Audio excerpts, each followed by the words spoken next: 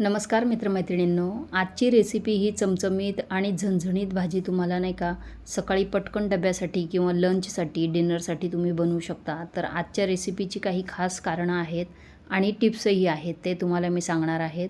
तर रेसिपी त्यासाठी पूर्ण बघा. तर आपण लगेच रेसिपीला सुरुवात करूया. तर त्यासाठी मी इथे लोखंडी तव्याचा वापर करणार आहे.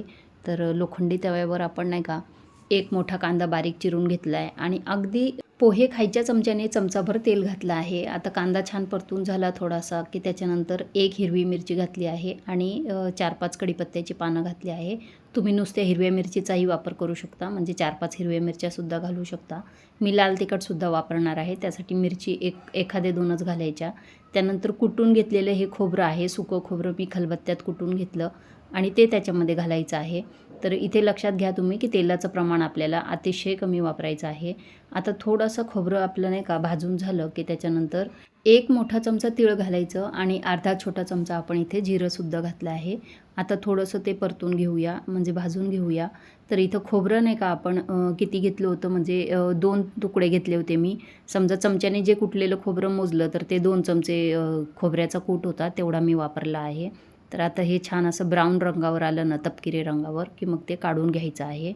हे बघा, असा रंग येऊ द्यायचा आहे मसाल्याचा, आपल्याला खूप जास्त काळा करायचा नाही. त्यानंतर इथे मी घेतला आहे पाऊण वाटी पावटा. तर हा ताजा पावटा आहे. आता बाजारात भरपूर पावट्याच्या शेंगा आल्या आहेत आणि हा ना एक प्रकारचा हिवाळी मेवा आहे आपला.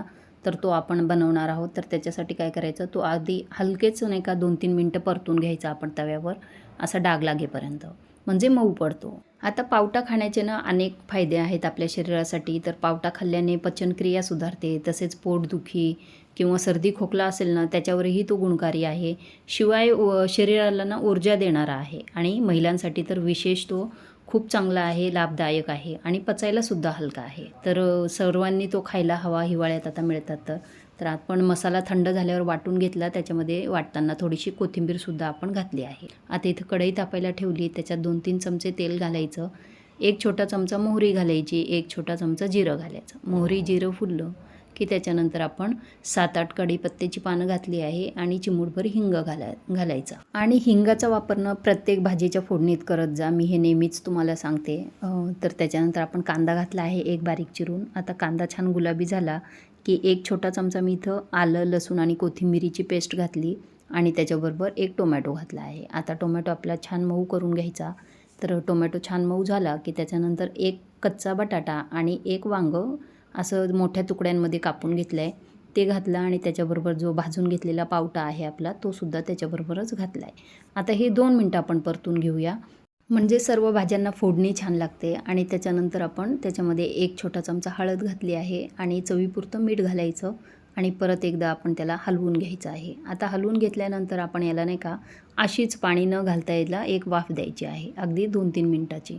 तर 2-3 मिनटं असं झाकून मी त्याला पूर्ण लो गॅसवर आपण त्याला एक वाफ दिली आहे. आणि त्यानंतर अर्धा मोठा चमचा लाल तिखट, अर्धा मोठा चमचा कांदा लसूण मसाला, अर्धा मोठा चमचा आपण धणे पावडर घातली आणि 1 छोटा चमचा मी किचन किंग मसाला घातला आहे. आणि जे वाटण आपण तयार केलं ना, तर ते तेवढं वाटण न घालता मी त्याच्यातून 2 चमचे वाटण घातलं आहे, कारण भाजी मी फक्त डब्यापुरती करणार आहे. तर तेवढ्या वाटणामध्ये आपली नाही का भरपूर भाजी तयार होते. तर थोडं वाटण मी बाजूला काढून ठेवलं आहे. तर 2 चमचे वाटण घालून हे मिक्स करून घ्यायचं आणि परत भाजीत पाणी न घालता ती आपल्याला 2 मिनटं वाफवून घ्यायची आहे.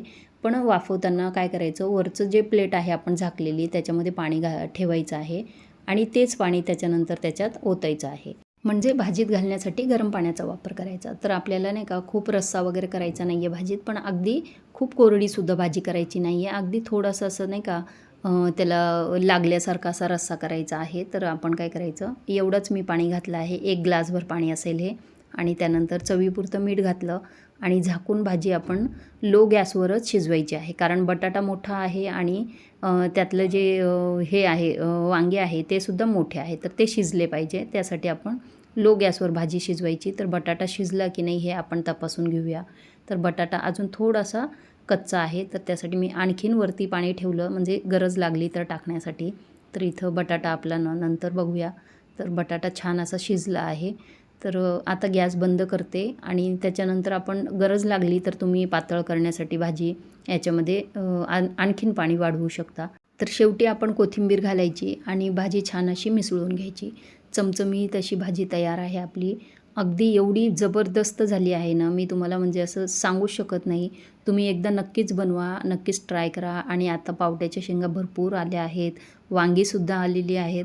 तर असं सर्व आपला जो रानमेवा आहे ना, याचा आस्वाद घ्या.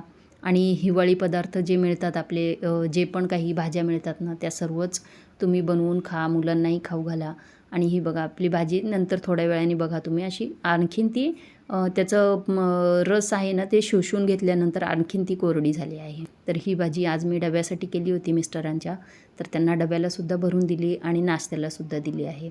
तर हे बघा की वाफाळती अशी गरम गरम भाजी आहे आपली. आणि एवढी चविष्ट झाली ना, तुम्ही रंगावरून सुद्धा ओळखू शकता. आणि जे काही मसाले आपण घातले आहे त्यावरून सुद्धा तुम्ही चवीचा अंदाज लावू शकता की किती छान भाजी झाली आहे. आणि याच्यामध्ये आपण शेंगदाण्याचा अजिबात वापर केलेला नाही आहे.